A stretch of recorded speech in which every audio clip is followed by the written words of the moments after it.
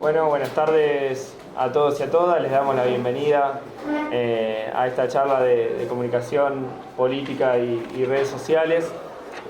Tenemos la alegría de contar con la presencia de Luis Benavente Gianella, con Gustavo González, también docente de nuestra casa de estudios, de esta cátedra de opinión pública.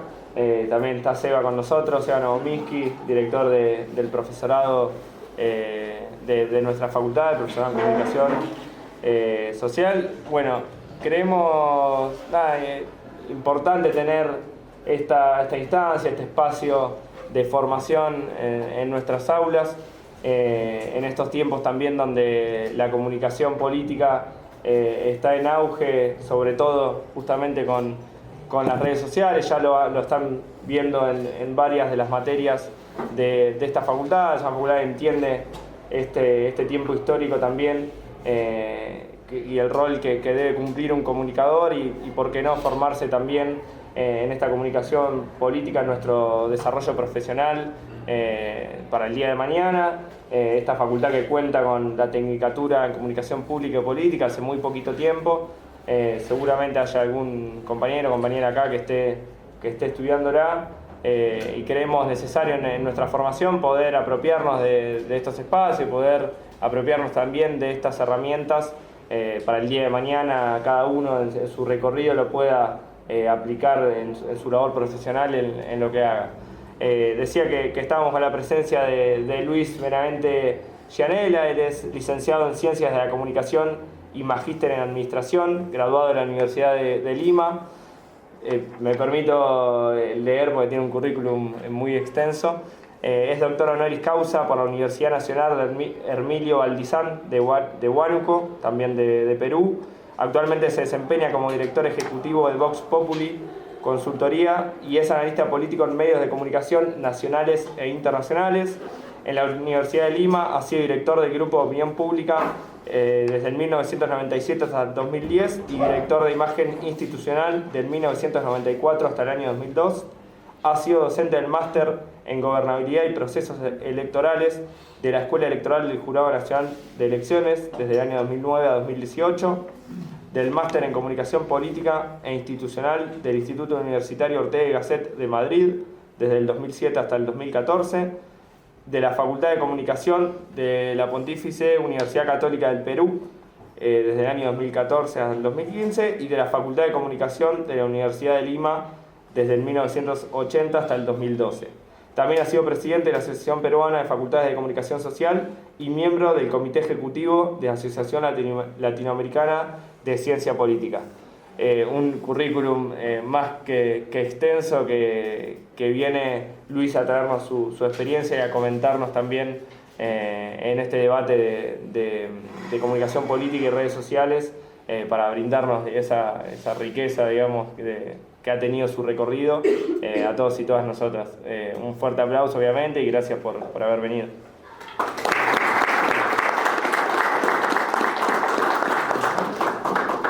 Brevemente, gracias la presencia de todos los integrantes de la cátedra y del Centro de Investigación de Opinión Pública, pero docentes también de la facultad. Muchas gracias a la facultad, como siempre, a nuestra casa, nuestro lugar, nuestra pertenencia. Gracias a Agustín, un compañero de la Walsh.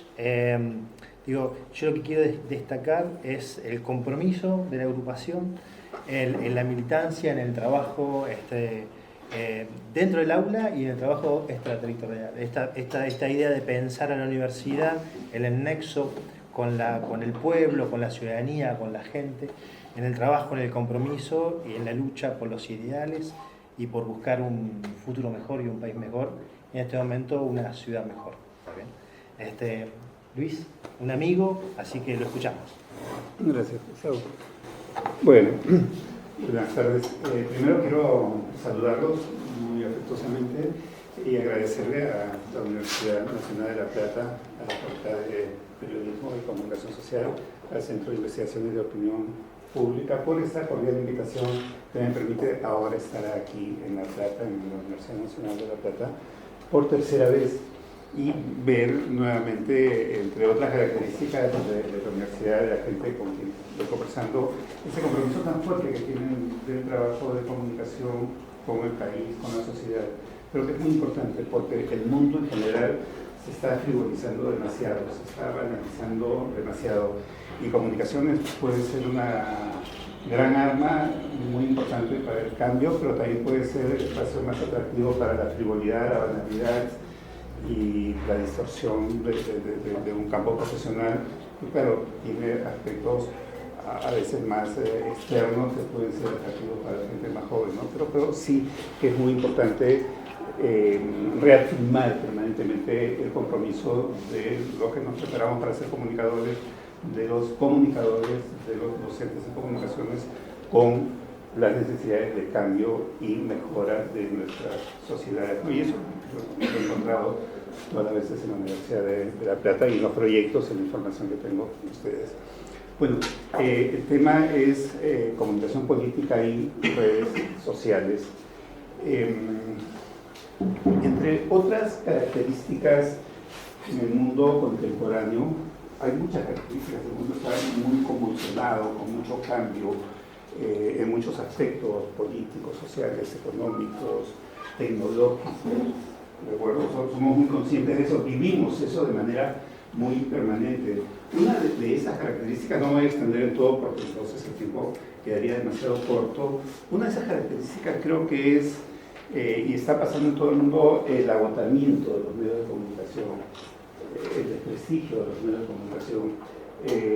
Por más códigos de ética que traten de mantener, muchos ciudadanos ven en los medios, en muchos países, intereses que responden a agendas de los propietarios, a intereses políticos, a intereses económicos, comerciales, ¿no? Y eso los puede llevar en sus contenidos por determinados caminos que generan discrepancias, porque como somos muchos en el mundo y tenemos muchas formas de pensar, entonces siempre podemos ver en los medios algo diferente que lo entendemos como respuesta a intereses, a agendas específicas, particulares, ¿no?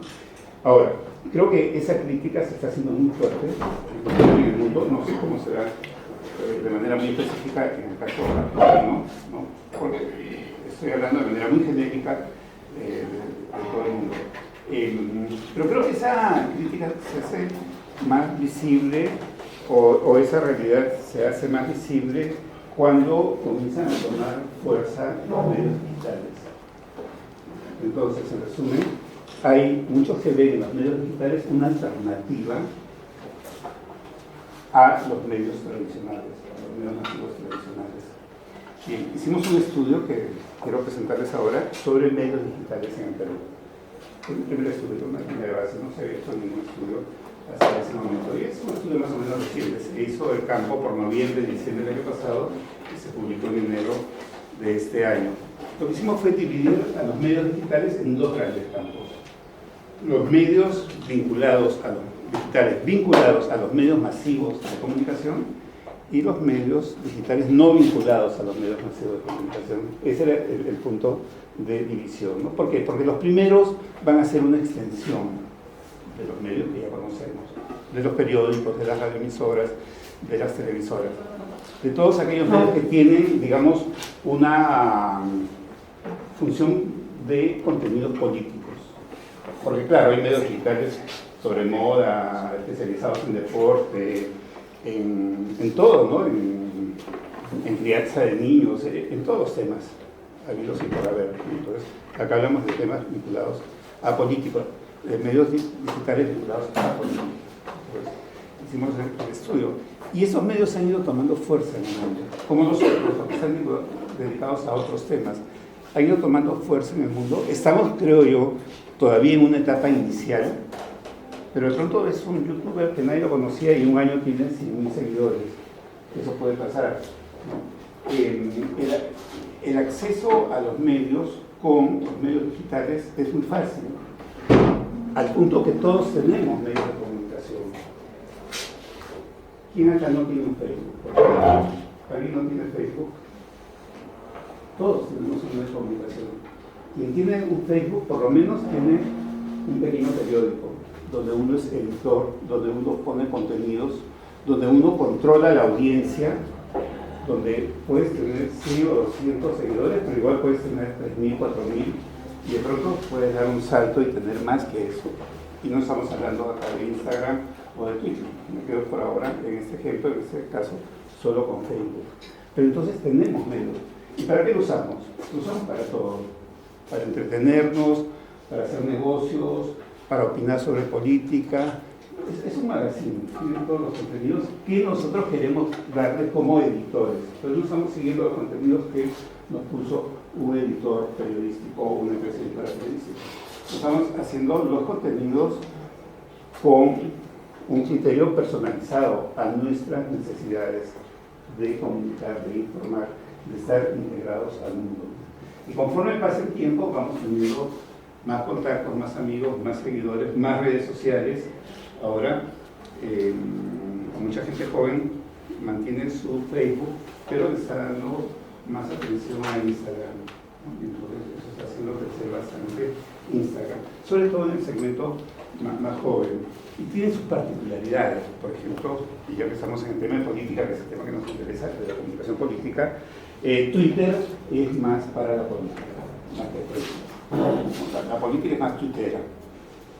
Y es tal vez por alguna característica de la política, porque la política es más agresiva y el mensaje en Twitter se puede prestar a ese tipo de conexión. A ver, en Perú los que tienen mucho éxito de seguidores en Twitter son los más agresivos. Y en Twitter se generan unas peleas tremendas, pero el punto, el motor de ese crecimiento es básicamente por la agresividad, y hay quienes la administran, la manejan para eso, ¿no? Bueno, aquí en Argentina, por ejemplo, estaba viendo el impacto de las redes. En Argentina la población es de 48 millones estimada, más o menos, ¿verdad? El último censo hace 8 años era 41, me parece, ¿no? Más o menos por ahí estamos. Ya Perú tiene 33 millones de población total. Claro, la población de 2, 3 años de edad no tiene redes sociales, ¿no? Pero para tener un referente y poder hacer la comparación. Por ejemplo, en política, en Twitter, Macri tiene más de 4 millones de seguidores. Y su opositor Fernández creo que llega a 100.000. Pero su candidatura tiene más que Macri. Porque si sumas los seguidores de Massa con los seguidores de Fernández, de otra Fernández, entonces pasan de la cantidad y es una suma que es muy sinérgica, ¿no? Porque en cantidad de seguidores es más. Entonces es una paradoja, porque el candidato Fernández tiene pues, ni el 5% de los seguidores que tiene el candidato Macri, pero en su campaña participa un 120% de lo que tiene Macri por la otra suma. Pero además ese candidato presidencial y la plancha con Cristina y con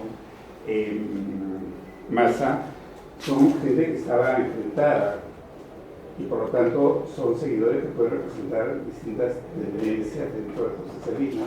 Entonces la suma ya no es una suma aritmética, es una suma más potencial, más sinérgica, más exponencial de alguna manera, tanto en el sentido literal de lo exponencial, ¿no? Pero entonces nota claramente ahí cómo ese tema se está manejando, porque hay un interés político que se exterioriza en Twitter.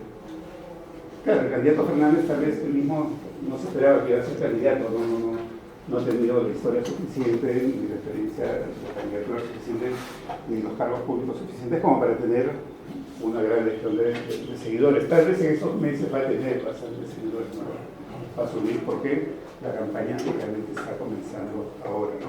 Bueno, el punto era la alternativa que pueden representar los medios digitales frente a los medios tradicionales, ¿no? Y los medios tradicionales en el mundo se están desgastando bastante.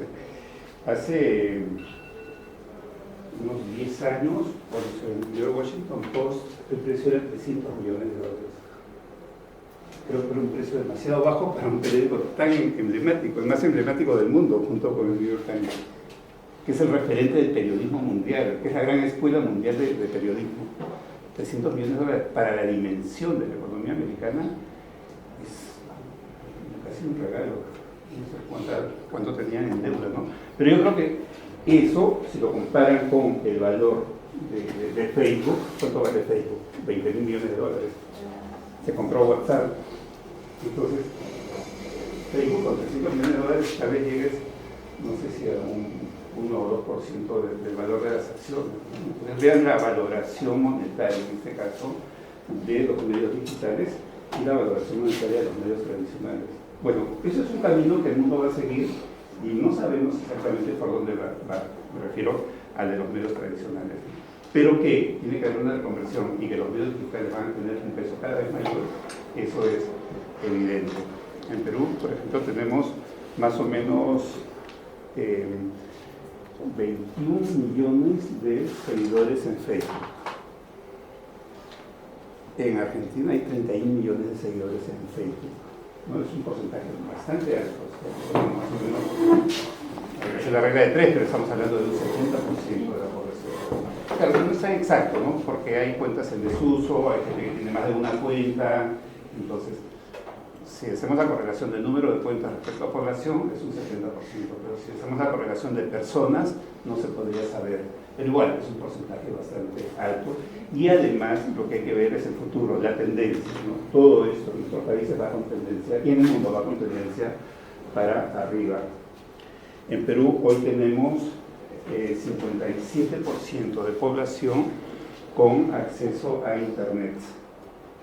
En la provincia de Lima, donde hay 10 millones de habitantes, el acceso es de un 77%. El promedio del Perú urbano es del 59%. Y en el Perú rural, que es el 22% de la población, el acceso a Internet está en el 19%. Son números que han ido creciendo a galope con bastante velocidad y van a seguir creciendo.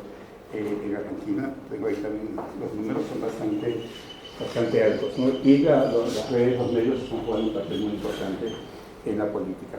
Bien, entonces, en ese marco de ver a los medios digitales no relacionados con los medios de comunicación, una alternativa frente a los medios tradicionales, aquí hicimos un estudio. Es un poco un estudio de mercado, un diagnóstico muy general de los medios de comunicación en el Perú, de los medios de comunicación digitales en el Perú, que quería mostrarles en esta presentación.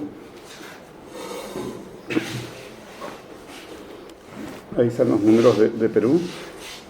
21 millones de seguidores de Facebook, 6 millones de cuentas en Twitter, 8.200.000 en WhatsApp. Recuerden, la población del país es de 33 millones de habitantes.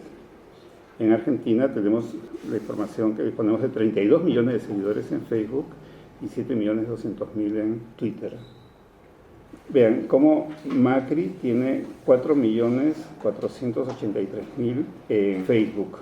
Y la suma de todos los otros candidatos no llega ni a 400.000, no llega ni al 10% de lo que tiene Macri en Facebook. ¿Ya? Pero vean abajo los vices, Kirchner y Massa, suman casi 3,5 millones y se acercan un poco a los 4.400.000. Esa es una paradoja, ¿no? Cómo los vices pueden sumar mucho más que todos los otros candidatos aparte de Macri. En todo caso, la campaña, la batalla en Facebook está emparejada, ¿no? Pero yo lo que sostengo es que los Fernández tienen muy poquito, acá falta un número, 62.000. Pero esos tres, al haber sido opositores, están representando distintos sectores de opinión. Entonces, eso le da más fuerza a esos números, ¿de acuerdo? Porque hay una complementación. En cambio, este sector es más homogéneo, el de Macri. Y en el caso de Twitter, vean, voy a redondear a cientos de miles para facilitar. 4.800.000 tiene Macri, Fernández 180.000, bastante poco. Pero vean a Kirchner, 5,5 millones. Seguimos con el redondeo. Y Massa, 1 millón. Entonces, a 6,5 millones, tiene 1.700.000 más que Macri. Y recuerden que Twitter es más político, ¿no? Recuerden que la campaña electoral y la política es más tuitera que facebookera. Si caben esas palabras que ya hay que usarlas de una manera más regular, ¿no? Entonces sí, es una política, la política es muy tutela. Entonces el impacto es bastante grande. Vean esta suma, ¿no? Acá hablamos de, con lo que tiene Fernández, de 6.600.000 más o menos de los candidatos del justicialismo. Y habíamos dicho que habían 7.200.000 cuentas en Argentina. Claro, igual, muchos de esos seguidores pueden estar en el extranjero y no en Argentina. O sea, el rigor no te habla de una proporción que yo digo ya que el 90% están. Pero bueno, si es el 80, 75 es altísimo, es fuertísimo, ¿no? Y eso, evidentemente, hoy está totalmente planificado, controlado, manejado por los partidos políticos. No es simplemente que hicieron cosas para que la gente se aloque y lo siga, ¿no? Sino que es algo muy estratégico, los mensajes, el marcar agenda a través de Twitter, el poner un video para decir algo. Entonces ya toda la política cambió, ya no hay que ir a una conferencia de prensa o convocar a la prensa para dar una conferencia y anunciar algo.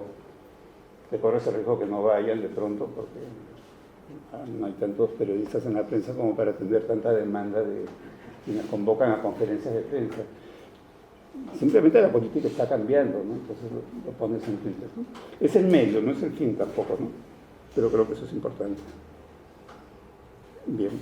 Ese es el estudio que hicimos en Perú sobre medios digitales. Para que no nos gane el tiempo, algunas diapositivas las vamos a pasar. Y por favor, si ustedes quieren, pueden interrumpir en cualquier momento y hacer un comentario y ahí entramos a una dinámica más de charla-debate. ¿De acuerdo? Obviamente fue una encuesta digital 100%, y eso es importante. O sea, iba dirigida a ese 57% de peruanos que tienen acceso a Internet. Y usamos la plataforma Monkey Survey, que es muy eficiente, realmente es muy, muy eficiente. Aún así no la usamos al 100%. Digamos, nuestros informes finalmente no son de acuerdo a lo que te dan Monkey Survey, porque, por ejemplo, no damos resultados totales nada más, hay resultados ponderados, con pesos, con factores de ponderación que hay que trabajar aparte en el SPSS, ¿de acuerdo? Pero la plataforma es realmente fantástica. No sé si la han manejado Monkey Survey o alguna otra plataforma de encuestas por Internet. ¿Podrían levantar la mano quienes han manejado encuestas por Internet? Bueno, yo les recomiendo que usen, puede ser con Google, puede ser con Facebook, puede ser con Monkey Survey, porque es una herramienta fundamental para la comunicación política. Las encuestas en todo el mundo están muy cuestionadas, pero buena parte de ese cuestionamiento es por intereses creados. Hay gente que se perjudica por una encuesta y su mejor alternativa es destruir a las encuestas, ¿no? Pero por otro lado también es porque hay empresas, instituciones encuestadoras que no han sido transparentes. Pues también hay eso, ¿no? Pero más allá de eso, el método es bastante valioso hoy en día. Claro, hoy en día también podemos hablar de Big Data, de minería de datos, de otras formas, que en el fondo es volver a las antiguas formas de hacer encuestas que dominaban el mundo, o los Estados Unidos, de donde viene todo esto, hace el año 32, ¿no? Y el 36 cambió todo, pues el 36 Literary Digest se le ocurrió mandar más de 2 millones de encuestas, de copias de encuesta a casas para pronosticar el resultado. Y Gallup ya había descubierto el método muestral, encuestó a 3.000 norteamericanos. Gallup acertó, dio como ganador a Roosevelt, y Literary Digest dio como ganador a Landon, al candidato republicano. Finalmente terminaron los 30 años de hegemonía de Literary Digest por esa derrota, ¿no? Y comenzó el éxito de las encuestas muestrales, y cada día han tenido un mayor impacto en el mundo, particularmente en la política. No, se puede usar para cualquier cosa, el método muestral. Si quiero estudiar especies vegetales en un bosque, qué sé yo, uso un método muestral, no voy a investigar cada planta. Tomo una muestra en una hectárea, otra muestra en otra hectárea y hago un cálculo muestral. Entonces se usa para todo, ¿no? En política se usa bastante, y en la medida que el acceso a Internet aumenta, van a tener más representatividad. Y en la medida que las muestras sean más grandes, no van a tener un Big Data, pero se van a acercar a un mayor rigor. Sobre todo porque van a tener dos grandes ventajas. Uno es que los costos van a ser increíblemente bajos haciendo encuestas digitales con estas plataformas. Y por otro lado, no van a tener el riesgo de error humano o de un encuestador que por ahí falsifica encuestas. Eso pasa en todo el mundo, en fin, ¿no? Bien, vamos directo a los resultados. Había una primera pregunta que le ponemos pregunta cero, porque es un filtro. Si es que suelen consumir medios de prensa digital peruanos, el universo está en Perú, no relacionados con los medios masivos de comunicación, y un 68% nos dijo que sí. Y consideramos que era una cifra bastante alta. Y a esa gente se le hizo el resto del cuestionario, ¿no? Quien respondía que no, fin del cuestionario, muchas gracias, y ahí se acababa. El top of mind. Esto lo hacemos preguntando, por favor dígame los nombres de los medios de comunicación digital, los medios de prensa digital, que usted recuerde. Usted puede decir 1, 2, 3, 4. El primero se tabula aparte, y eso es lo primero que se te viene a la mente, y elaboras el top of mind, ¿no? Que es importante en marketing, definitivamente, ¿no? Por ejemplo, yo puedo preguntar para todo, ¿no? A ver, dígame usted, por favor, una marca de zapatillas, estamos en marketing. Dígame todas las marcas de zapatillas que recuerden, tal, tal y tal. La primera que han mencionado la tabulan aparte y eso te da el top of mind. Igual, yo puedo preguntar, por favor, dígame los nombres de los políticos candidatos de las presidenciales en Argentina del 27 de octubre. Te voy a decir 3, 4, 5 nombres. El primero le dan un tratamiento aparte, un tratamiento de datos aparte, y ese es el top of mind. Bueno, ahí aparecen, no voy a entrar a los nombres porque tal vez no dice mucho, ¿no? Pero en todo caso sí te dice que hay bastante dispersión. No hay, digamos, un medio que tenga un porcentaje altísimo, ¿no? De 40, 50%, porque hay muchos medios digitales. Y después que salió esta encuesta se comenzaron a crear más medios digitales. Y nosotros mismos en Vox Populi Consultoría creamos un medio digital, que quiero mostrarles, que se llama Vox Populi al Día, para mantener la marca que ya es conocida y para que al día te dé la idea de información, ¿no? Pero en el ámbito de la política también. Recordación. Entonces, esa ya es la recordación general. Acá ya se tabula todo. Si mencionaron 2, 3, 4, 5, claro, le da un peso distinto a cada encuestado, pero es lo que la gente recordó. Entonces se suma todo y tienen los medios que tienen más recordación. Es importante, si por ejemplo hacemos un estudio de candidatos, primero se tiene que saber, o sea, si quieres ser presidente, si quieres ser gobernador, si quieres, primero te tiene que conocer, te tiene que conocer mucha gente en la circunscripción donde vas a postular, tiene que tener una valoración positiva, tiene que haber una disposición al voto. Es como una cadena, ¿de acuerdo?, de formación de opinión que va de conocimiento, actitudes, hasta conductas políticas, sociales, electorales en este caso. Bueno, acá estábamos midiendo simplemente la recordación en los medios, nivel de conocimiento. Bueno, acá se hizo un estudio previo y se determinó 20 medios de prensa digital, un total de 100 que aparecieron en el estudio, que eran los que tenían más presencia. Y entonces se preguntó para cada uno de ellos el nivel de conocimiento y otras preguntas. Entonces, vean qué alto. IDL Reporteros tiene 86% de conocimiento, es altísimo. Para ese 67% que suele leer en medios de prensa digital. Ahora, decimos que esos son medios de prensa no relacionados a los medios de comunicación, pero pueden tener otro tipo de vinculaciones. IDL Reporteros no es que sea una empresa o una ONG dedicada solo al periodismo digital. Es una ONG dedicada a temas de defensa legal. Es la sigla del Instituto de Defensa Legal. Y ha tenido un papel público muy fuerte en su medio de prensa, pero a partir de informaciones que ellos manejaron de un altísimo interés público. Ellos sacaron todo el tema de Panama Papers en Perú y lo hacían de manera dosificada, regulada, de tal manera que estaban en la noticia permanentemente. Entonces no era ninguno de los grandes diarios, no era ninguna de las grandes televisoras, no era ninguno de las grandes televisoras, radioemisoras o diarios quienes daban la primicia. La primicia la daba IDL Reporteros, un medio de prensa digital. Pero era un conjunto de primicias porque era una secuencia de temas. Y por cierto, había personas del mundo de la política empresarial peruanos que estaban involucrados en los líos de Panama Papers, ¿no? Entonces había un alto interés público.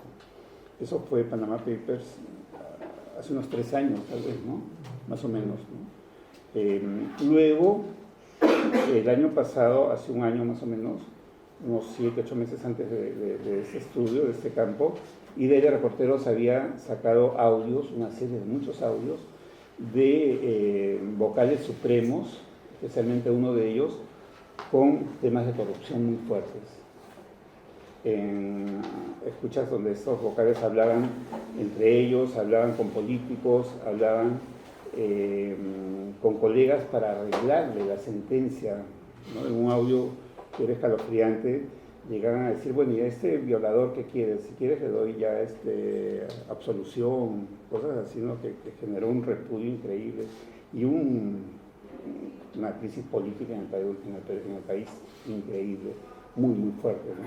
O sea, para un país que vive permanentemente en crisis política, que haya una crisis muy fuerte, realmente tiene que ser de grado 9 en la escala de Mercalli, algo así, la escala de Richter, ¿no? Y eso lo manejaba ID de Reporteros. Entonces, eso le dio mucho protagonismo y mucho reconocimiento, porque entonces el país está tan harto de la corrupción que entonces quiere saber la verdad y quiere que se castigue, ¿no? Entonces, bueno, luego vienen otros medios, ¿no? Pero acá el tema es cómo tienes fuerza en el mundo digital, porque la fuerza viene por, digamos, no sé cómo llamarle, tus relaciones públicas que te permiten tener esta información. Claro, las conexiones para tener la información privilegiada de Panama Papers, o las conexiones para tener las escuchas de los jueces del Poder Judicial, de jueces supremos, que además se podían vincular al gobierno, porque eso había sido grabado por un sistema de inteligencia de la Policía Nacional, a pedido de la Fiscalía, y eso termina en ID Reporteros. Automáticamente la sospecha es que la Fiscalía filtró esto a ID Reporteros y se sabe de esa afinidad, ¿de acuerdo? Pero ya entran otras cosas en juego que son estrictamente políticas incluso, no solo contenciosas o de filtración de información, sino que hay ahí cuestiones políticas muy claras. Y claro, el análisis puede ser mucho más extenso, pero no quiero tampoco apartarme, ¿no? Pero a lo que voy es que hay que hacer fuerza en los medios de prensa digitales a partir de una capacidad de generar noticias. En otras palabras, tienes que entrar a competir con los medios tradicionales.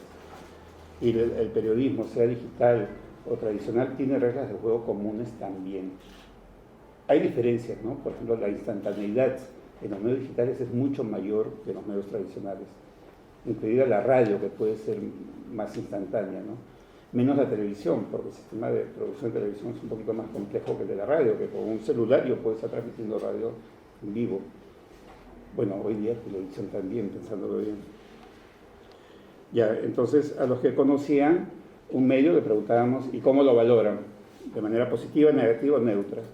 Un estudio muy estándar de un determinado mercado, ¿no? Y bueno, los medios que tienen más conocimiento tienen también mejor valoración. Pero, por ejemplo, hay un medio que es Convoca, que tiene un buen ratio de valoración, que no estaba en el top of mind de una manera tan bien ubicado, ni en el nivel de conocimiento. Y lo otro es ubicación ideológica. ¿Y cómo ve a este medio? ¿De izquierda, derecha o centro? Anulamos el centro, que puede ser una respuesta cómoda, y podemos ver el perfil desde la audiencia, el perfil ideológico de cada medio. Y claro que corresponde a la realidad, sin lugar a dudas, ¿no? Vean, IDL Reporteros, La Mula y Útero, que están entre los que tienen más recordación, mejor ubicación en el top of mind, conocimiento y valoración, todas esas cosas, están más a la izquierda. Y eso creo que no es casual, porque digamos que en la izquierda ha habido más capacidad de denuncia. En cambio, medios de derecha, más bien algunos de ellos buscaban perforar las investigaciones fiscales, o buscaban,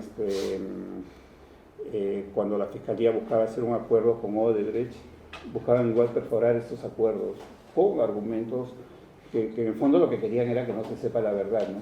Bueno, ahora las preferencias. Claro, hemos preguntado si lo recuerdan, qué recuerdan, la valoración, si lo conocen, si es de izquierda, de derecha, etcétera, ¿no? Ahora preguntamos cuál prefieren, cuál es el favorito, ¿no? El de mayor preferencia. Igual están básicamente los mismos, ¿no? IDL Reporteros tiene un liderazgo bien fuerte, bien claro. Es bien interesante para el benchmarking analizar un poco lo que pasa con IDL. Motivo de preferencia.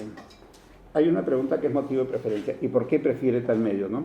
Y luego se hace un cruce estadístico con el SPSS del medio que prefieres con el motivo de preferencia.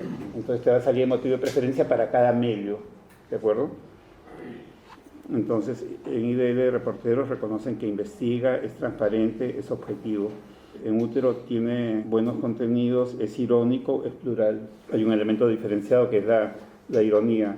Incluso el mismo nombre, el útero de Marita se llama, porque hace muchos años hubo un caso policial de una mujer joven que murió cayéndose de un piso muy alto de un hotel en Lima, que era novia de un banquero, y entonces vino la especulación si había estado, pero eso fue hace 30 años o más, si había estado embarazada, qué sé yo, y se inhumó el cadáver de ella para ver si es que estaba embarazada o no.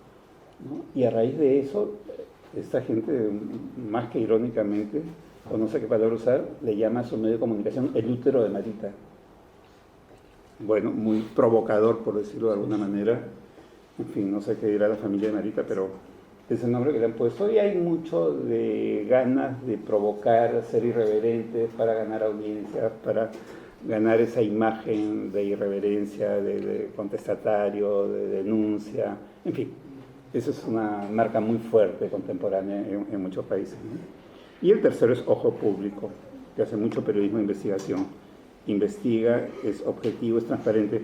Vean cómo los atributos cambian, ¿no? Igual, eso es interesante para el benchmarking, ¿no? Porque entonces vas viendo qué cosa se reconoce como atributo de valor en los medios que tienen liderazgo.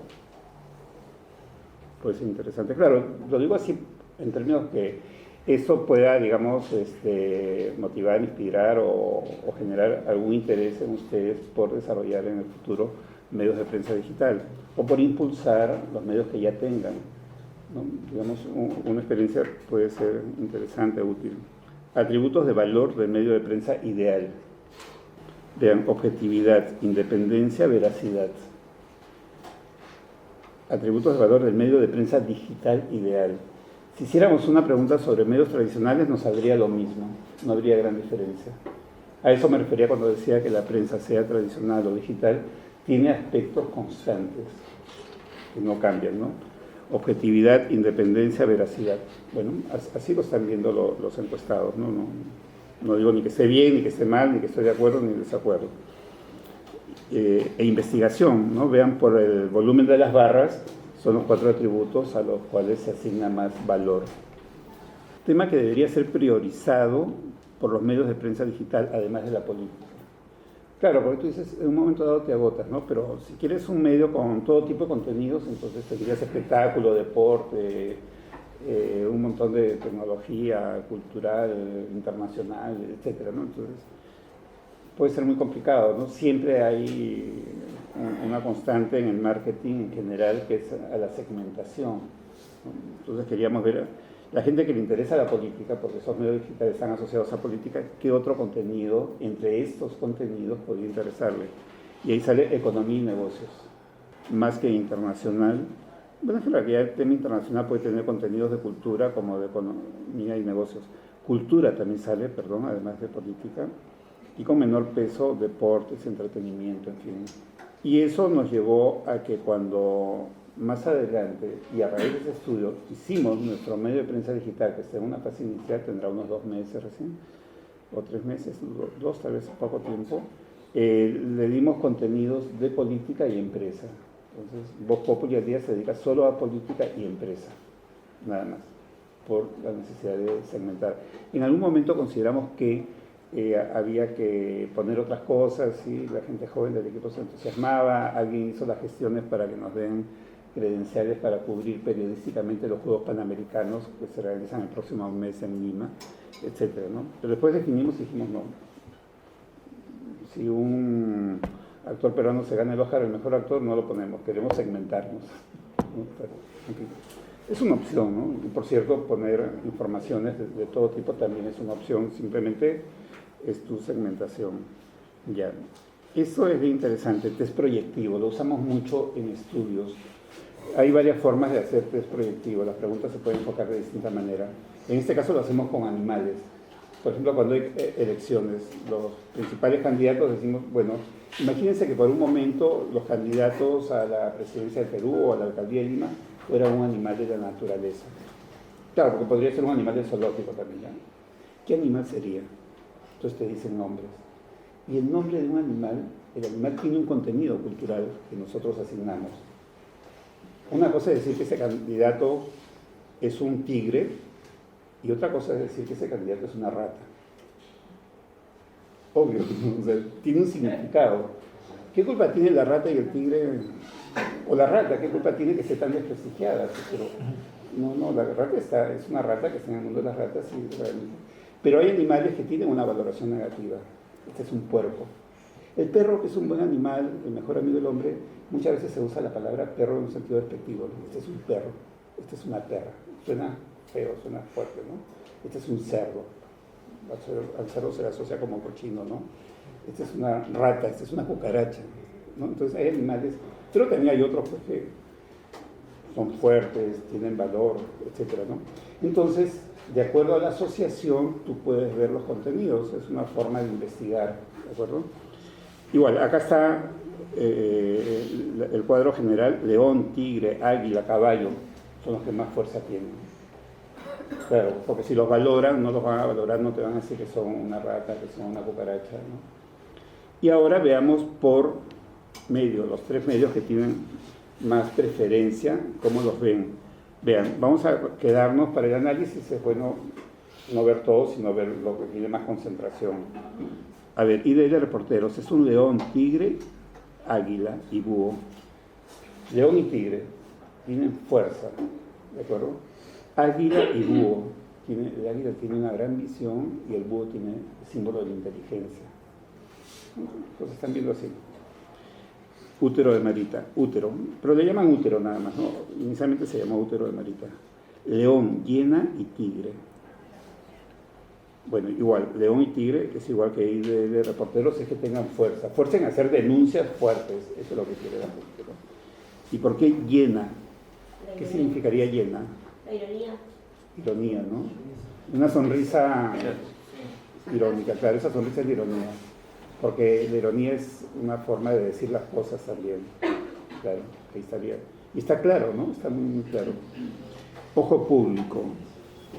León, tigre, búho. Igual, león y tigre. Vean la constante de león y tigre. O sea, quieren medios de prensa fuertes, que denuncien, que tengan valentía, que tengan carácter. No quieren un té de tías, no quieren algo light. La gente quiere algo fuerte, definitivamente, ¿no?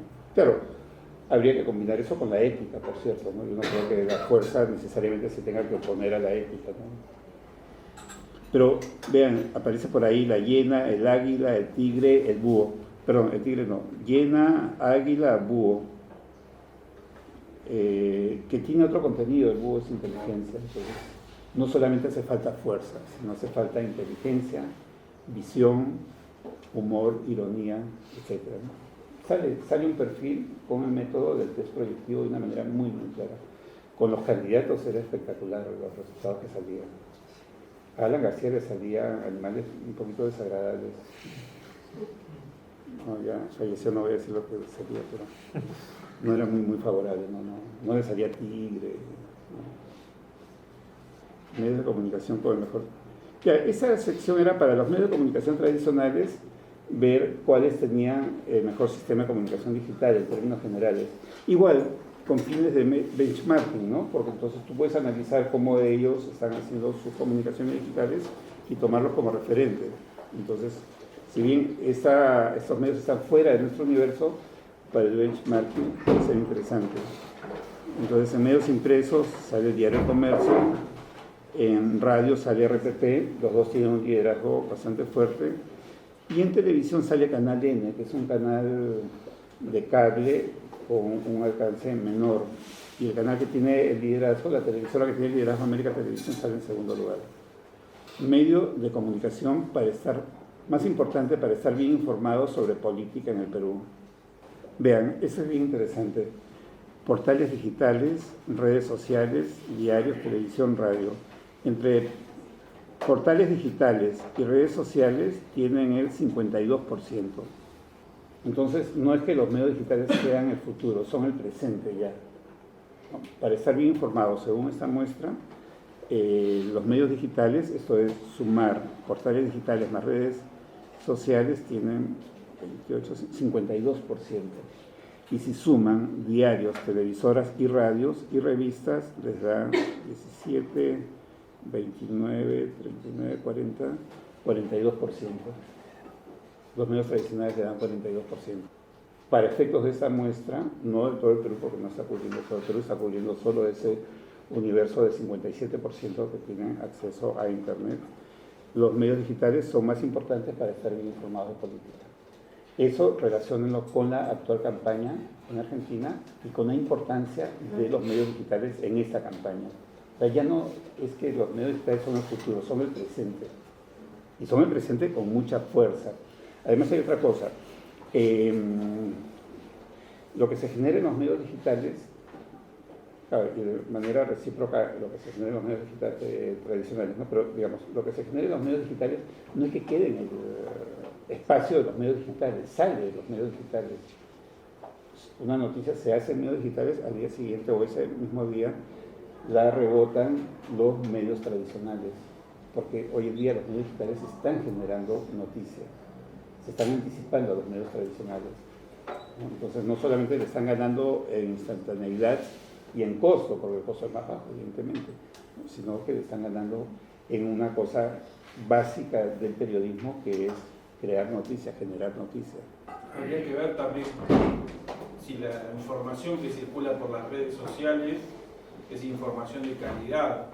Sí. Porque generalmente esa gente que se informa a través de las redes sociales no tiene información de calidad. Sí. Hay mucha falsa verdad, Claro, mucho hay fake que ver news. todas las fake news y Sí. cómo funciona. Sí. Habría que Hay ver mucha si esa información es de calidad. Sí, correcto. Porque generalmente no tiene nada que ver. Sí, hay mucha información muy distorsionada que la estamos tomando como verdad, ¿no? Por ejemplo, Claro. hay quienes usan de manera malintencionada el generar rumores en redes sociales, pero de manera planificada, no que simplemente cayó la información ahí. Es cierto, sí, digamos, es una realidad, los medios digitales son una realidad hoy muy fuerte, pero por cierto, hay algunos esfuerzos que se están haciendo a nivel legislativo, por ejemplo. Hay países que han avanzado más en los temas de regulaciones de contenidos, ¿no? Como es un fenómeno más o menos nuevo todavía y que ha crecido muy rápidamente, las regulaciones son más complicadas o no se dan, o es muy fácil tener demasiado control, ¿no? De acuerdo. Motivo por el que son importantes los portales digitales, las redes sociales, los diarios. ¿No? Es el cruce de la respuesta anterior con cada sector de medios. Portales digitales, accesibilidad, rapidez. Redes sociales, rapidez, accesibilidad, lo mismo. Los diarios, transparencia, contenido. Ven cómo hay un cambio de perfil bastante contrastado. La objetividad, por ejemplo. Sí. La transparencia. Sí. Ahora, en los medios digitales lo principal es el acceso y la rapidez. Están relacionados, sin ser exactamente lo mismo, ¿no? Acceso y rapidez es la clave. Es que el mundo está cada vez más rápido.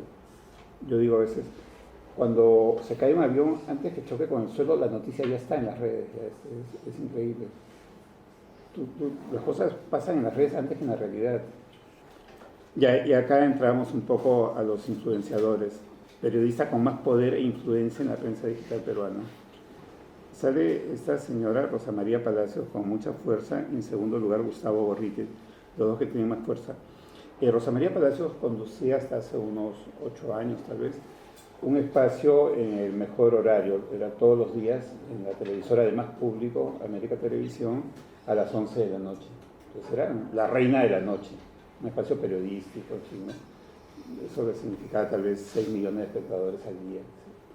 Ahora está entre comillas, confinada a una radio en AM, Radio Santa Rosa, con un alcance muy pequeño y con un transmisor muy débil, y a una televisora en internet vinculada al diario La República. Eso es todo, pero en comparación con el alcance que tenía, es muy poco. Pero sin embargo sigue siendo el primer lugar, en este caso, en el mundo digital. Si la pregunta fuera en los medios tradicionales, tal vez no salga ella, ¿no? Pero la fuerza que tiene es tremenda. Y vean el contraste, ¿no? De ser la reina de la noche en la televisión masiva a estar ahí casi confinada en unos espacios digitales.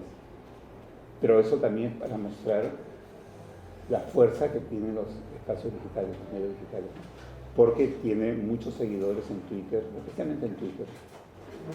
2 millones, creo, no sé, por ahí está el número. Y el otro, Gorriti, es el director de IDL Reporteros, que no aparece públicamente como periodista de manera permanente, pero lo consideran un periodista. Y ahí ven nuevamente, y tiene un poder tremendo en el Perú, definitivamente. Ya luego hicimos estos seguidores de medios digitales y de periodistas en Facebook y Twitter.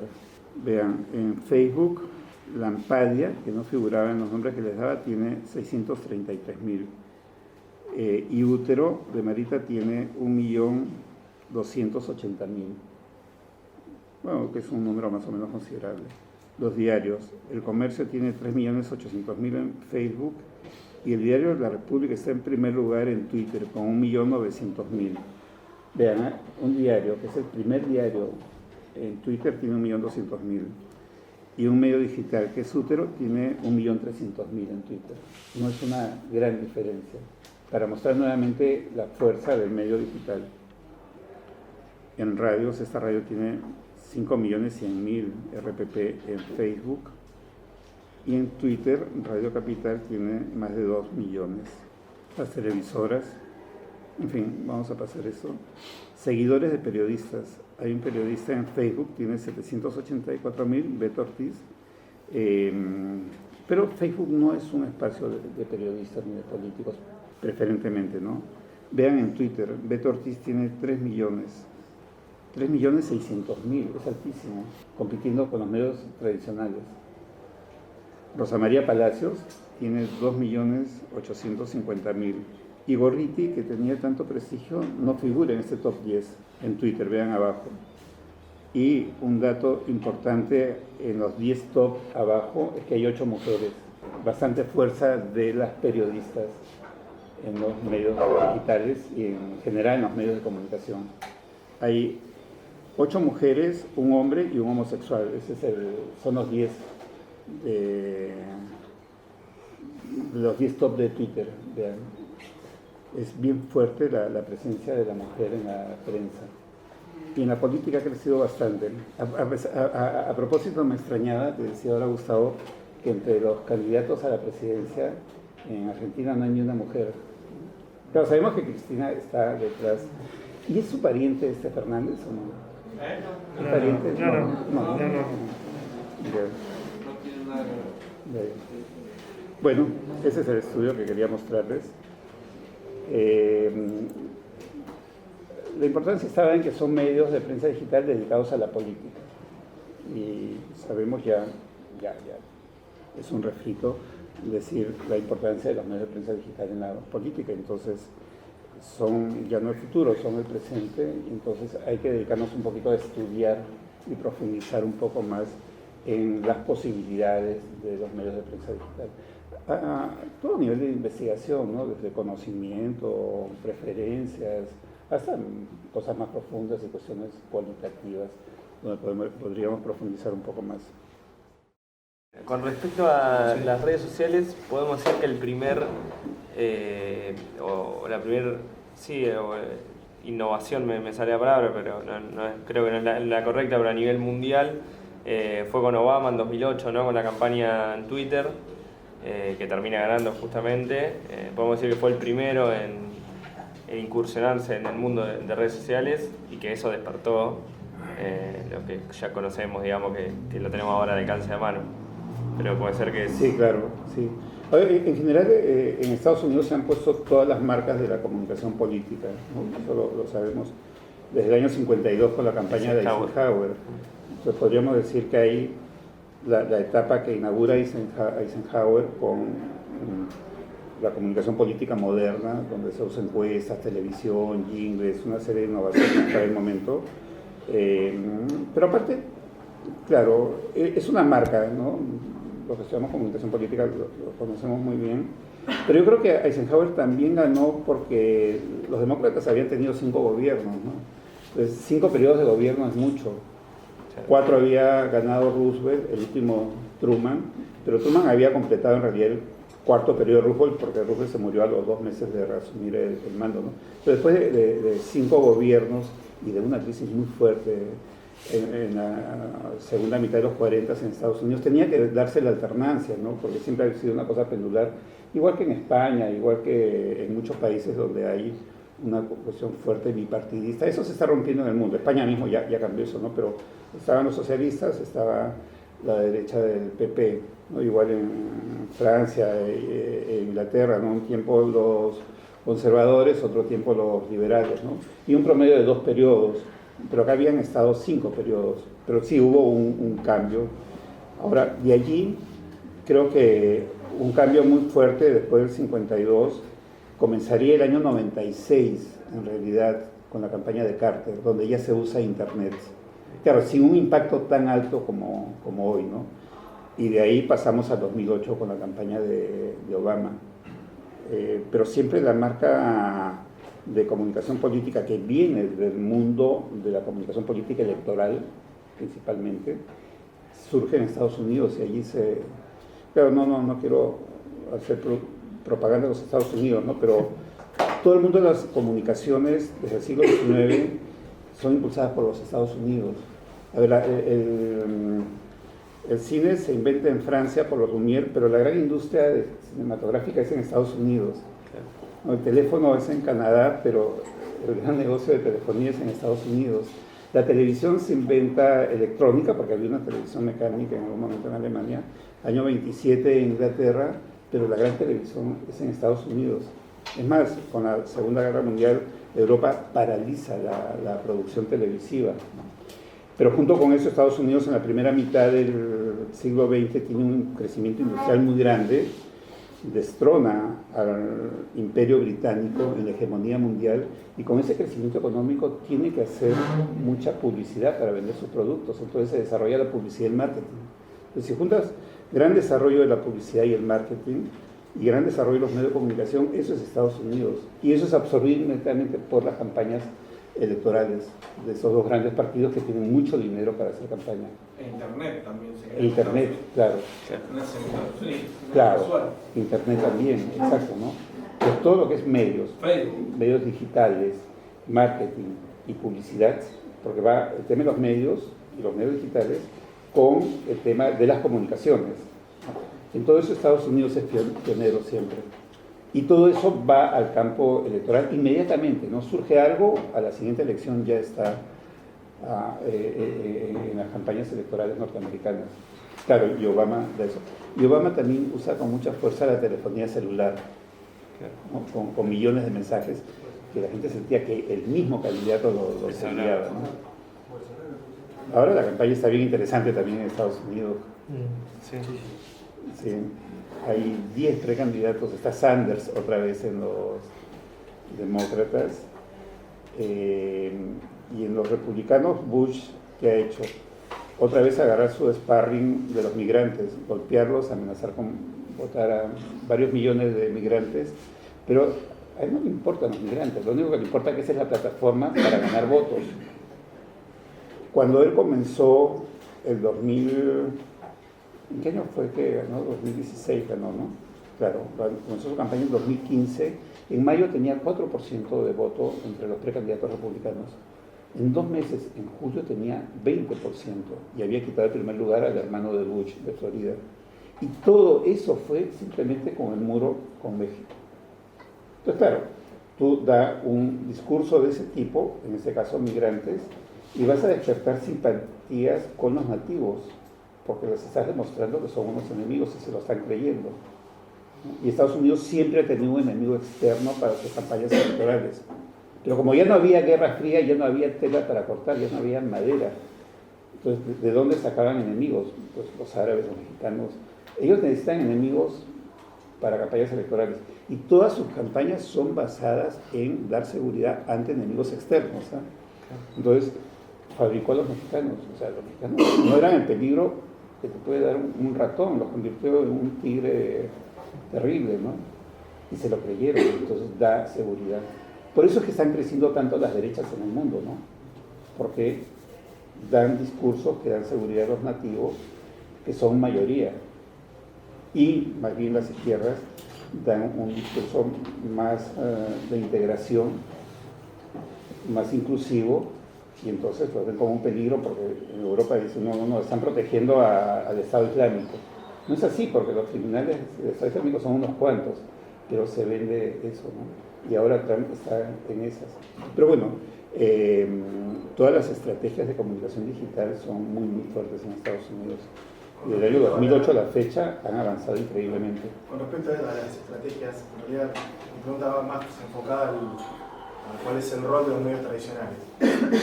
Usted muy bien relató que por ahí en Perú se encuentran como corriendo por detrás de lo que es la prensa digital.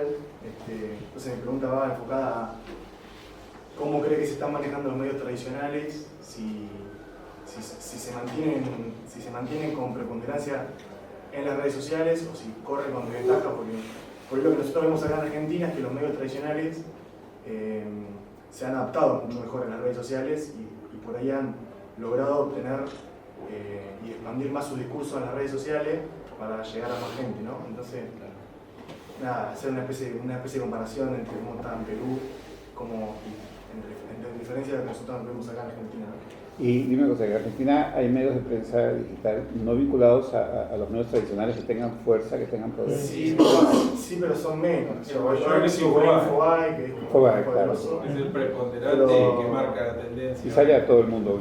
Sí. Sale a todo el mundo. Infobae. Es de los más leídos de Latinoamérica. Sí. Todos los medios tradicionales tienen su espacio digital con mucho poder. Claro. Que siguen por detrás. Ahora, la conducta de los medios tradicionales en elecciones en Perú siempre es la misma, es muy pareja ya. A ver, primero que tienen candidatos preferidos, evidentemente siempre, pero luego llega un momento en que surge un candidato antisistema y todos los medios se ven amenazados y comienzan a atacarlo. Entonces, actúan, yo creo que con un poco de torpeza, porque no actúan estratégicamente. A ver, como no es algo sincronizado, programado, todos atacan a la vez. Entonces, en una guerra no es que todo el mundo va a disparar a la vez, hay que disparar con estrategia, hay que disparar a puntos sensibles, no disparar a todas partes, ¿no? Entonces, todos disparan a la vez. ¿Y qué hacen? Genera más bien una sensación de victimización en quienes son objetos de esos ataques. Y por otro lado, como están cuestionados y responden a agendas propias y a intereses, esos ataques son vistos por muchos como ataques, digamos, sospechosos, ¿no? Fue el caso de Humala, el año 2006, desde finales de 2005, elecciones en abril, él avanzó bastante, ganó la primera vuelta, pero perdió con Alan García en segunda vuelta. Los medios, cuando vieron que en octubre del 2015, a 7 meses de elección, estaba subiendo en las encuestas, comenzaron a atacarlo. Le hicieron un favor muy grande, porque era un ataque desordenado, no era un ataque estratégico. Entonces, cuando el ataque es así, no golpea, puede victimizar. Claro, tanto te desprestigian que también te puede afectar, ¿de acuerdo? ¿No? Pero había un vacío electoral, había una insatisfacción muy grande y él ganó con eso. Pero usualmente es una conducta de ese tipo, ¿no? De tratar de informar, tratar de favorecer a sus candidatos, y cuando aparece el candidato que les resulta peligroso, es atacar de una manera bárbara. ¿Y cómo actúan los otros actores de la comunicación política, en este caso los políticos, con las redes sociales en Perú? ¿Actúan de forma unidimensional como actúan con los medios tradicionales o tratan de manejarlos de otra manera? Están tratando de aumentar su audiencia. ¿Pero solo aumentar su audiencia o sí, conversan porque lo que tienen las redes sociales es que vos podés utilizarlo, el político lo podría utilizar de otra forma? Sí. O sea, algunos están contratando agencias extranjeras. No hay, digamos, en el país un expertise suficiente para manejar campañas de esa envergadura con un gran alcance, con mucha rapidez, ¿no? A ver, por ejemplo, Kuczynski, que tenía muchos fondos para hacer campaña en 2016, contrató a una agencia británica para que le maneje esto, ¿no? Para que le maneje de forma estratégica. Todos le dan atención a las redes. El año 2016, mira, siempre tú puedes presuponer que se va a generar un gran vacío y no te vas a equivocar, porque eso ha pasado muchas veces y no hay ninguna razón que te diga que no va a pasar la próxima, ¿ya? Entonces, ese vacío yo le llamo el agujero negro, porque tiene una fuerza gravitacional que te jala votos, en este caso, ¿no? Es un agujero negro electoral, ¿ya? Hubo un candidato, claro, como se venía ese vacío, hubo un candidato que logró crecer bastante al punto que podía amenazar a Keiko Fujimori en un momento dado, pero el jurado de elecciones lo sacó de la competencia de una manera indebida, porque no presentó unos papeles en la fecha, o un papel estaba sin un sello, no sé qué tontería fue, ¿no? Pero no tenía fuerza tampoco para defenderse, ni en los medios, ni partidaria, ni nada, ¿no? Julio Guzmán. Entonces él iba en aumento y sale, pero él, ¿de dónde sacaba sus votos hasta ese momento? De redes sociales. Básicamente su plataforma era redes sociales, ¿no? Entonces es un candidato, digamos, de centro, de un centro más moderno, si se quiere, y había enfocado su trabajo por ahí y le había servido de plataforma. Claro, cuando comienza a crecer, cuando ya comienza a generarse ese vacío en el mes de febrero, elecciones en abril, 2 meses antes, ya estaba fuera de las redes, o sea, ya tenía un impacto fuera de las redes, ¿no? Porque con redes no le daba para crecer tanto, ¿no? Pero tenía una curva muy favorable, porque, y además si eso lo correlacionabas en el análisis con que Keiko Fujimori estaba en caída y estaba cometiendo errores, por un lado Kuczynski estaba en caída, entonces alguien tenía que aprovechar ese espacio, y fueron 2 candidatos con un perfil muy parecido los que aprovecharon en ese momento, Barnechea y Guzmán, ¿ya? Con ese perfil de centro, etcétera, que había descrito hace un momento, y los 2 salen de competencia, salen porque Guzmán lo saca el jurado de elecciones y Barnechea comete algunos errores tontos que le pasan la factura, ¿no? Por ejemplo, no aceptó la invitación de un bocadillo de una señora popular y entonces lo etiquetaron como muy soberbio, muy estirado, muy aristócrata. Pero esa parte, eso lo pasaron 1000 veces en un fin de semana y con eso se cayó su candidatura. Yo decía, claro, ha sido un error, pero puede que no te comas ese bocadillo y te caes, puede que te robes 30 millones de dólares y no pasa nada, ¿no? Entonces, más o menos así. Entonces, al caerse ellos 2, que eran quienes de manera natural tenían que aprovechar ese espacio por distintas razones, entonces la correlación cambia y falta solamente 1 mes y medio para las elecciones. Entonces, ¿qué ocurre? Keiko se recupera y Kuczynski aprovecha ese espacio. Y entonces así es que ellos 2 pasan a segunda vuelta, ¿no? Finalmente Kuczynski pasó solo con 20%, Keiko con 40%, pero todo el voto antifujimorista le dio el triunfo finalmente a Kuczynski. Bueno, primero quiero celebrar el espacio de debate porque me parece que estamos en un año electoral sumamente interesante para nuestro país, donde las redes sociales juegan un rol fundamental. Uno de los comentarios que quería hacer es, señalo esto porque me parece importante que el anuncio de Cristina, de la candidatura de Alberto Fernández y Cristina Fernández de Kirchner se hizo a través de redes sociales, entonces me parece que, no darle el lugar de importancia que tienen las redes sociales dentro de la comunicación política, me parece que estaríamos dejando de lado una cuestión sumamente importante. Ahora, usted planteaba esta cuestión de que en Perú la situación de las redes sociales, en el caso del manejo de los políticos, todavía está como latente y que no ha tenido un gran despegue. Mi pregunta va hacia si considera que este escenario es una cuestión pura y exclusivamente de Perú o si sucede lo mismo en América Latina con respecto a los políticos y el uso de sus redes sociales. En América Latina hay países como México, Brasil, creo que también Argentina, donde se ha desarrollado mucho más el manejo de la comunicación política en general, de la comunicación política, ¿no? Creo que son los 3 países con más fuerza en comunicación política, con más experiencia, etcétera, ¿no? Y eso se ha trasladado, me da la impresión, al campo de la comunicación digital y redes sociales, ¿no? Entonces, ahí veo que hay una correspondencia entre, digamos, la eficiencia del manejo de medios digitales en campañas con la experiencia acumulada en las sociedades por los comunicadores políticos, ¿no? Que son esos tres países quienes han llevado la vanguardia. España ha avanzado muchísimo en eso y un poco que eso lo exporta a América Latina, ¿no? Ahora, en los otros países hay también una situación un poco desigual, no es que todos los demás sean muy parejos, ¿no? Por ejemplo, Chile también tiene buenos avances en manejo de comunicación política en general, ¿no? Muchas veces también encuentras una discrepancia, lo comentábamos en la mañana, entre el manejo de la comunicación electoral y la comunicación gubernamental, por ejemplo, ¿no?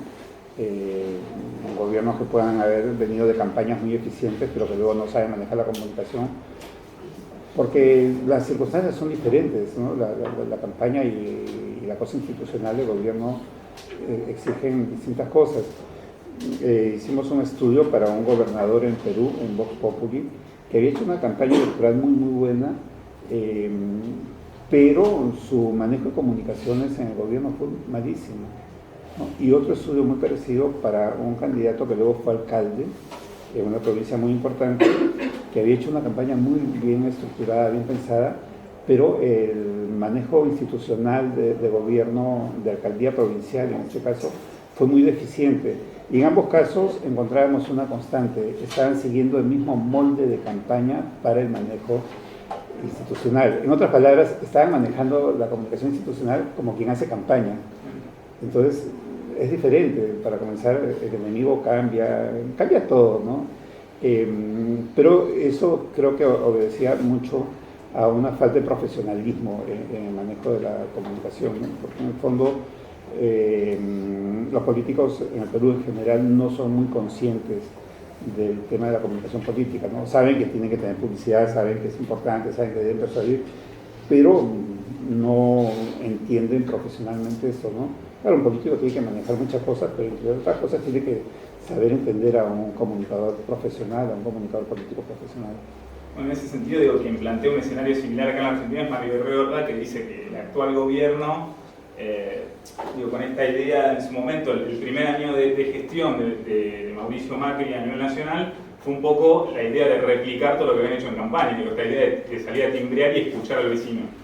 Claro. Y un poco lo que plantea, en este análisis que hace, que me parece muy interesante y con el cual coincido, es el vecino, escuchaste al vecino durante la campaña y el vecino colaboró en la conformación de lo que es la plataforma política. Ahora, vos que sos gobernante, que te votamos, que lograste alcanzar el lugar donde estás, no tenés que escuchar al vecino, sino gestionar. Y es un poco la crítica también que se le hace a esta idea de seguir con la campaña permanente, esta idea de no romper con la lógica de campaña electoral, comunicación de gobierno. Claro, lo que pasa es que el concepto de campaña permanente, en este caso no se separa del tema electoral, ¿no? La campaña permanente es la vigencia, el hecho que con todos sus actos tienes que estar vendiendo permanentemente, ¿no? Pero no vendiendo el producto electoral, sino vendiendo la satisfacción con el sistema, tu actuación como autoridad, vender liderazgo, que es diferente durante una gestión. Muchas veces hay políticos, hablo de la experiencia peruana, que ven las cosas muy denotativamente, muy directamente, ¿no? Pero creo que tampoco tenemos suficientes cuadros de comunicadores políticos con la suficiente experiencia y capacidad como para decirle a los políticos, tienes que hacer la cosa así, y si eres comunicador y eres persuasivo, se lo tienes que demostrar y tienes que vendérselo y tienes que conseguirlo. Entonces, es como algo transitivo entre el comunicador, los comunicadores y los políticos, entonces no han logrado un buen nivel, ¿no? Por ejemplo, yo criticaba mucho una campaña publicitaria, en general la publicidad es muy mala, la publicidad política es muy mala. Una campaña publicitaria ya de manera más puntual con el ex alcalde de Lima, que fue candidato del 2016. Él hizo obras de infraestructura en Lima y eso le dio bastante éxito, para sintetizar un poco lo que fue su gestión. Ahora está en problemas por el caso de Odebrecht también, es probable que termine en la cárcel.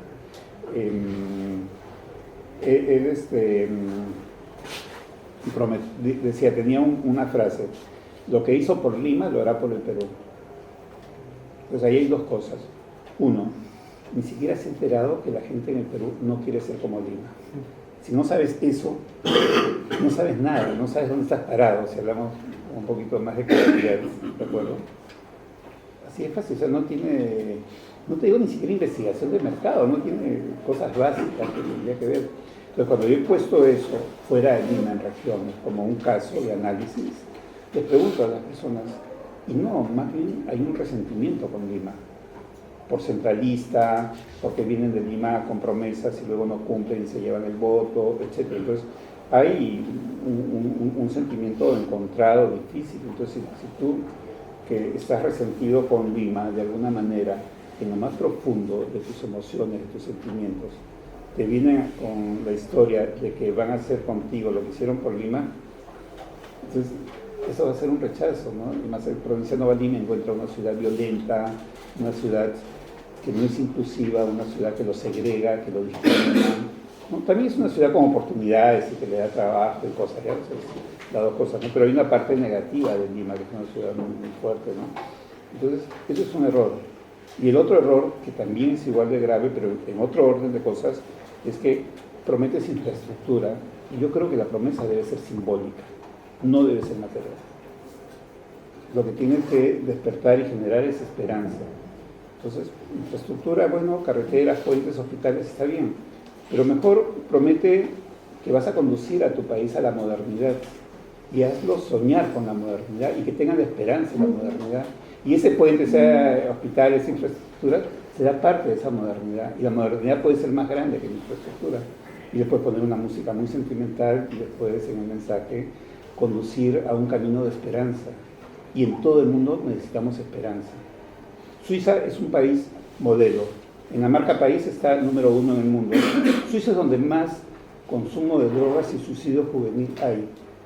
Entonces no me digan que es el mejor país del mundo. No me lo creo, simplemente. Ese país necesita esperanza. Ese país tiene una juventud que se está alcoholizando, que se está drogando, que se está suicidando. Entonces no puede ser el mejor país del mundo. ¿Por qué? Porque siempre vamos a necesitar una esperanza. Pero, entonces, eso no tiene ninguna capacidad, no razonan de una manera razonable. Razonan, pues ya, voy a hacer un puente. No, la gente no te va a creer lo del puente, porque sabe que todo el mundo le miente para sacar sus votos. Entonces, ni siquiera es efectivo eso, ¿no? Pero, y esa es la campaña de un tío que fue 3 veces alcalde de Lima, que tenía bastantes fondos de campaña, y que no estoy hablando de un candidato de una de las 196 provincias del Perú o de uno de los 1800 distritos del Perú, no, de un presidencial. Entonces ya se puede imaginar lo que son el resto de campañas. Sí, y yo creo que hay que, hablo de Perú en este caso, decirlo muy claramente, ¿no? Porque si tú dices, sí, qué bonito comercial, qué bien, ¿no? Que no sé qué candidato. No, los estás engañando y lo que debes hacer es decir las cosas con mucha claridad. Si tienes ese espacio de opinión en los medios de comunicación, como analista político, como analista electoral, será tu granito de arena para que las cosas mejoren. Pero si todo el mundo adopta una posición sustentada, ¿no? Porque también hay eso de francotirador y destrozar todo, no es eso, ¿no? Pero eso más o menos te muestra cuán distorsionadas pueden ser las campañas, ¿no? Cuán poco profesionales pueden ser en todo sentido en Perú. ¿Una pregunta más?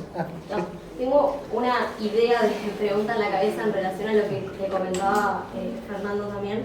En relación a esto de redes sociales y medios digitales, teniendo en cuenta la personalización en la comunicación electoral y a su vez la electoralización de alguna forma, por así decirlo, de la comunicación gubernamental, esto de la campaña permanente,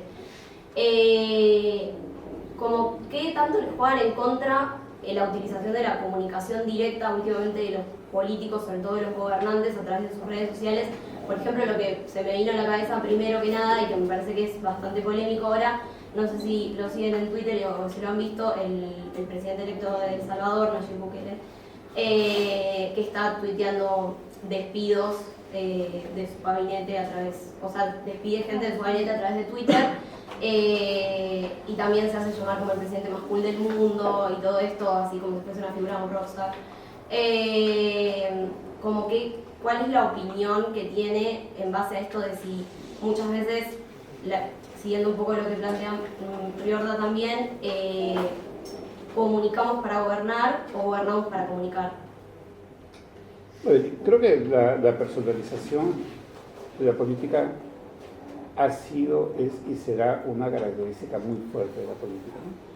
A ver, volvamos al caso de Suiza. En Suiza la gente ni sabe quién es el gobernante porque el sistema político no lo requiere. En esas cosas tal vez ha llegado a un nivel de perfeccionamiento que todo camina, entre comillas, muy bien, ¿no? El otro tema que yo mencionaba antes era para mostrar una contradicción, más bien, de los jóvenes que se suicidan, que se drogan, en fin. Y la historia ha sido así. Hay momentos en la historia en que una persona es un país, ¿no? O sea, la Francia en un momento dado es Napoleón, o al revés, Napoleón es la Francia en un momento dado. Quien gana una elección no es el partido, es el candidato, en fin, ¿no? Entonces, pero eso viene de siempre. Hay un momento en que Israel es el rey David, si vamos a la antigüedad. Ahora, eso creo que va no solamente con la naturaleza del poder político, sino que iría mucho con la naturaleza del liderazgo. Toda sociedad requiere un líder que la conduzca. Creo que la necesidad de liderazgo es muy importante, es fundamental. Y tal vez sea una de las razones por las cuales hay tanta crisis contemporánea, porque no hay líderes suficientemente fuertes. Vuelvo otra vez a la realidad peruana, o sea, todos nuestros líderes políticos son corruptos, todos, no queda títere con cabeza ahí. Entonces, ¿qué liderazgo pueden tener? Si para comenzar, están en el ejercicio del poder y más atención le darán a las comisiones y coimas que reciben por las obras que a gobernar. Y después los comienzan a descubrir, los comienzan a atacar. Sus opositores políticos en el Congreso, los medios de comunicación, etcétera. Entonces tiene que dedicar a defenderse. Entonces tiene que dedicarte a... O sea, el gobernante se está dedicando a negocios ilícitos en el gobierno para ganar comisiones indebidas y está dedicado a defenderse. Entonces no gobierna. Entonces, ¿qué liderazgo puede tener? Y es fundamental el liderazgo. Y por último, nadie le va a creer en ese liderazgo porque se va a saber lo que hace, ¿no? Entonces, creo que ahí hay un tema de liderazgo que no se está viendo suficientemente. Sí, creo yo que con todo lo moderno que puede ser el mundo, con toda la democratización que puede tener las sociedades, el rol de los líderes o del líder es muy importante, pero en todo, ¿no? En el Estado, en la empresa, en el club, en la institución educativa. Y ese líder representa a la institución y tiene que trabajar con un equipo y tiene que ser un líder democrático. Y si es un líder a la vez carismático, mejor tal vez, ¿no?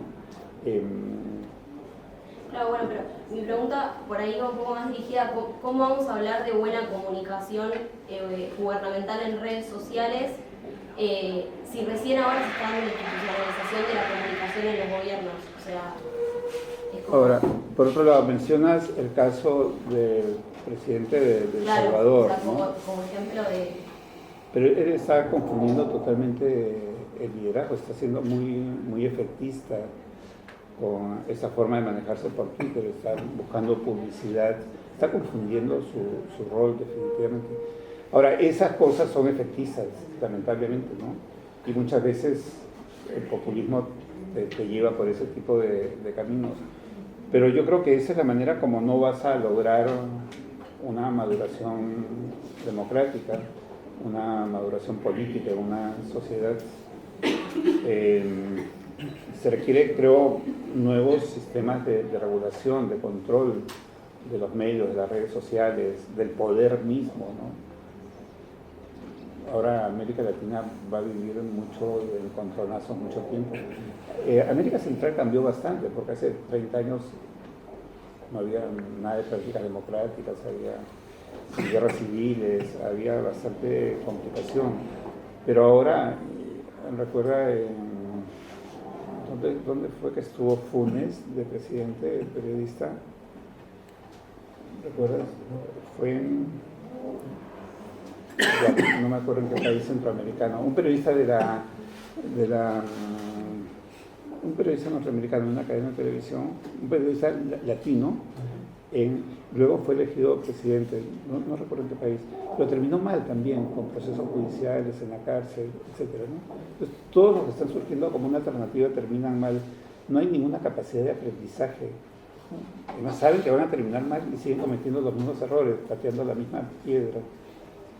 Yo creo que estos casos, finalmente, claro, además este presidente de El Salvador es muy joven, muy muchacho, y está, no sé, pues con un tema hormonal ahí que lo está dominando, ¿no? Más que un partido político. ¿No? Sí. Bueno, le agradecemos a Luis.